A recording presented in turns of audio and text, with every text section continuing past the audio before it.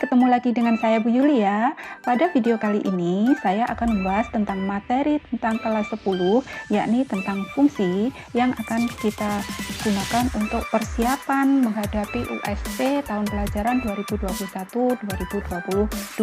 Nah, pada contoh kasus yang pertama ini, saya mempunyai sebuah soal, yakni suatu daerah perkebunan tanaman hias jenis aglonema terserang hama belalang. Populasi awal belalang pada daerah tersebut sebanyak 7.600 belalang. Kemudian, populasi belalang yang memakan daun dengan cepat meningkat seiring dengan mekarnya daun aglonema. Nah, populasi belalang bertambah 10% setiap 22 hari. Berdasarkan informasi di atas, populasi dimodelkan dengan sebuah fungsi PT yang tergantung pada jumlah waktu dalam hari, yakni, nah di sini kita disuruh menyusun fungsinya ya, yakni dalam bentuk PT. Oke, berarti kita tulis di sini PT, berarti populasi dalam waktunya dalam hari. Tadi kita tulis, kita sudah mengetahui bahwa populasi awalnya adalah 7.600, maka di sini kita tulis 7.600 dikali dengan. Nah, ini kira-kira fungsinya naik apa turun? Iya, karena bertambah berarti fungsinya naik. Berarti dari 100% kenaikannya tadi 10%. Kemudian dipangkatkan dengan waktu per 22 hari. Kenapa kok per 22? Karena pertambahan tersebut terjadi setiap 22 hari. Oke, selanjutnya kita sederhanakan bentuknya ya. PT sama dengan 7.600 dikali 100% itu sama dengan 1 ditambah 10% itu 0,1, berarti bisa ditulis 1,1 pangkat T per 22. Nah, sudah selesai ya, kita sudah memperoleh fungsinya, yakni di sini sesuai dengan pilihan jawaban yang B. Jangan sampai keliru ya, jawabannya yang benar adalah yang B. Oke, selanjutnya untuk soal yang kedua masih tentang fungsi ya, tapi ini merupakan fungsi logaritma. Oke, diketahui fungsi f(x) sama dengan setengah log x kuadrat dikurangi 3 dikurangi setengah log x ditambah 1, di mana grafik fungsi f akan memotong sumbu x di titik berapa. Nah, karena di sini untuk pilihan jawabannya sudah diketahui beberapa titik, maka kita bisa melakukan uji pada titik-titik tersebut. Bagaimana caranya? Tinggal kita substitusikan saja, yakni yang pertama untuk titik 1,0. Maka kalau kita substitusikan, kita akan peroleh setengah log kuadrat dikurangi 3 dikurangi setengah log 1 ditambah 1 harus sama dengan 0. Nah, ini kita hitung setengah log 1 kuadrat itu 1 dikurangi 3 itu min 2 dikurangi setengah log 1 ditambah 1 sama dengan 0. Nah, di sini kalau kita lihat ini sama-sama setengah log ya. Berarti kita ikuti sifat logaritma, yakni dimana kalau ada pengurangan itu akan sama dengan dibagi. Berarti setengah log min 2 dibagi 1 ditambah 1 sama dengan 0. Jadi perolehnya adalah setengah log min 2 ditambah 1 sama dengan nilai yang memenuhi untuk setengah log min 2. Adakah nilai x jika setengah dipangkatkan x tersebut hasilnya sama dengan min 2? Bagaimana? Iya, tidak ada nilainya, sehingga yang di sini tidak memenuhi. Jadi jawaban yang ada jawaban titik 1,0 berarti salah. Yang ini salah, ini juga salah, ini juga salah. Selanjutnya kita akan uji titik untuk titik yang kedua. Kita bedakan warnanya ya, kita pakai warna hitam saja. Yang kedua titiknya adalah 3,0. Bagaimana dengan titik 3,0? Caranya sama, yakni setengah log 3 kuadrat dikurangi 3 dikurangi setengah log 3 ditambah 1 sama dengan, nah ini setengah log 3 kuadrat itu 9 dikurangi 3 berarti 6 dikurangi setengah log 3 ditambah 1 harus sama dengan 0. Oke, Selanjutnya ini sama seperti tadi ya, sesuai dengan sifat logaritma akan kita peroleh setengah log 6 dibagi 3 ditambah 1 sama dengan 0. Nah, ini setengah log 6 per 3 ya 2 ditambah 1 sama dengan 0. Oke, sekarang setengah log 2, adakah bilangan ya untuk memangkatkan setengah sehingga setengah dipangkatkan bilangan tersebut hasilnya 2? Bagaimana? Iya ada, yakni hasilnya adalah min 1, yakni hasilnya adalah min 1 ditambah 1 sama dengan 0, berarti 0 sama dengan 0. Jadi jawaban yang ini benar. Selanjutnya yang ada jawaban 3 nolnya, sementara ini benar. Nah, di sini kemungkinannya adalah yang C atau yang B.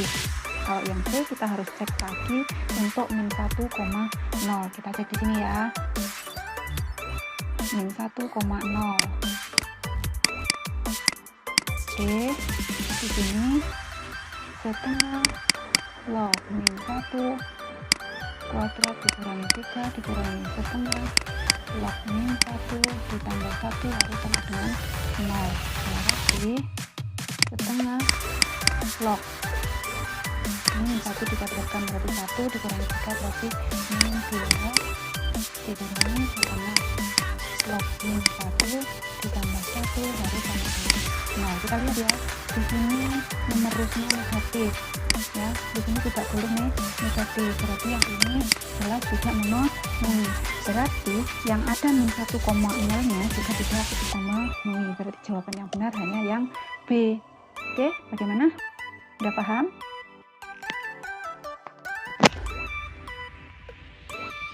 Oke, selanjutnya untuk soal yang ketiga ya. Diketahui harga awal sebuah handphone adalah H0. Kemudian penurunan harga handphone bekas selalu konstan, yakni 20% dari tahun sebelumnya. Maka rumus untuk harga handphone bekas setelah T tahun atau HT adalah, nah ini hampir sama dengan soal yang pertama tadi ya Nana. Cuman di sini bedanya adalah di sini ada penurunan. Kalau yang tadi pertambahan, sekarang penurunan. Bagaimana cara menuliskan rumus fungsinya?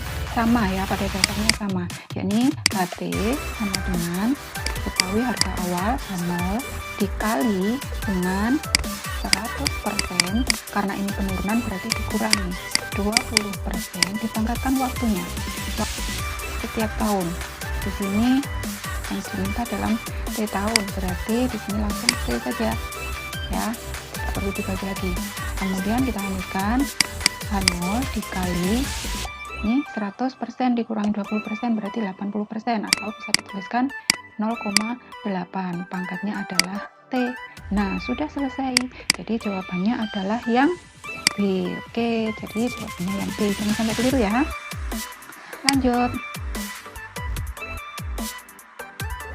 Nah, di sini masih berdasarkan soal yang sebelumnya. Ini masih terkait dengan soal yang sebelumnya, yakni jika diketahui tadi kita sudah memperoleh persamaan rumus fungsinya, yakni HT sama dengan H0 dikali 0,8 pangkat T. Nah, di sini kita disuruh mencari pernyataan yang bernilai benar. Kita akan cek satu persatu pernyataan tersebut. Untuk nomor 1, jika handphone dibeli dengan harga awal 2 juta, maka setahun kemudian harga bekas handphone tersebut adalah 1.600.000. Logikanya ini mungkin benar atau mungkin salah. Ini ada penurunan harga, berarti mungkin benar. Kita cek ya. Jika harga awalnya 2 juta, apakah harga setelah setahun, 1 tahun berarti T-nya 1. Jadi di sini H1 sama dengan 2 juta dikali 0,8 pangkat 1, berarti 2 juta dikali 0,8, ini pangkatnya 1 ya, pangkat 1 berarti tidak berpengaruh, jadi enggak 0,8 kali 2 kita peroleh, kemudian nolnya berkurang 1, berarti 1.900.000, berarti ini pernyataannya bernilai benar. Sekarang kita lihat pernyataan yang kedua. Harga handphone bekas kadang naik, kadang turun dari harga awalnya. Mungkinkah harga handphone bekas pada tahun berikutnya itu lebih mahal daripada waktu kita pilih tahun sebelumnya? Tentu saja tidak, berarti ini secara logika salah. Selanjutnya, yang ketiga, jika harga handphone setelah 2 tahun adalah 3.200.000, maka harga baru handphone tersebut adalah 5 juta. Kita cek ya, karena ini mungkin benar, mungkin juga salah, kita cek.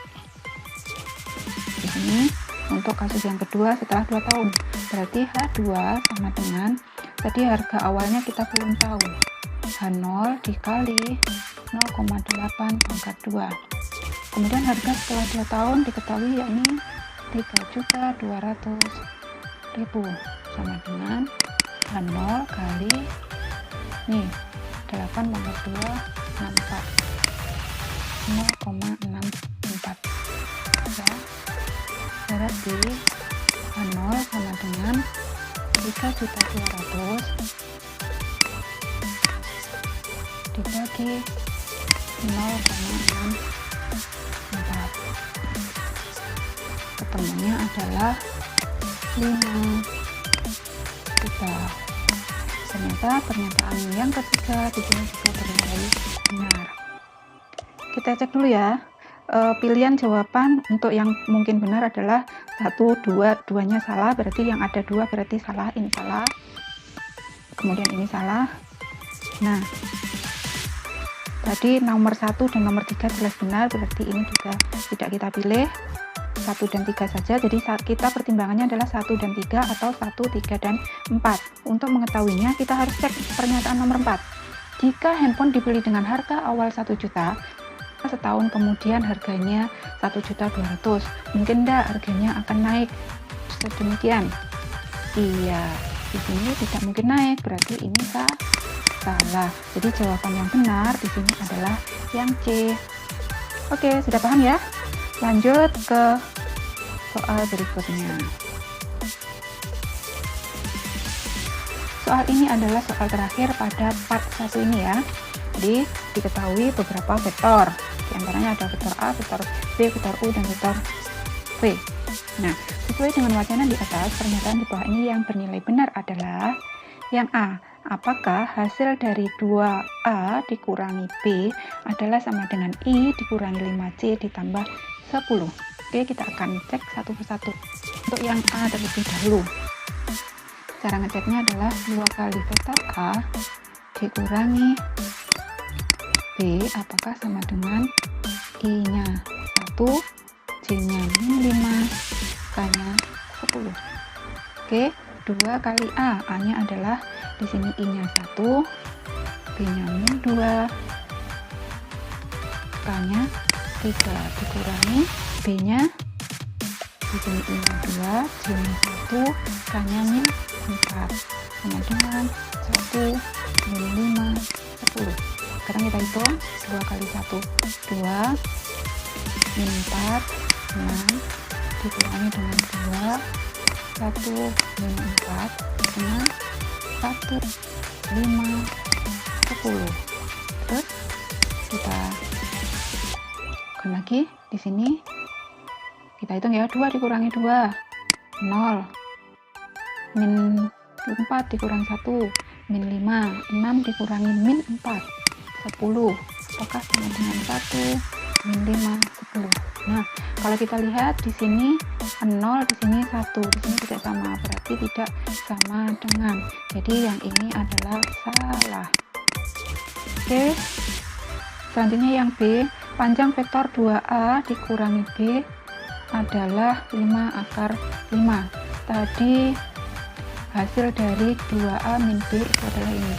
Berarti besarnya 2A min B sama akar 0 kuadrat ditambah min 5 kuadrat ditambah 10 kuadrat sama dengan 0 ditambah 5 ditambah 100 sama dengan akar 1/5. Kalau disederhanakan menjadi 5 akar 5.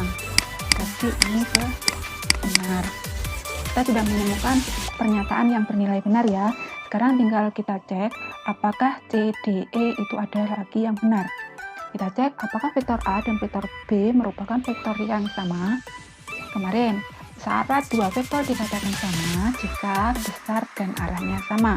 Kalau kita lihat tadi besarnya A dan besar B ini jelas berbeda dan arahnya pun berbeda. Berarti yang C ini juga salah.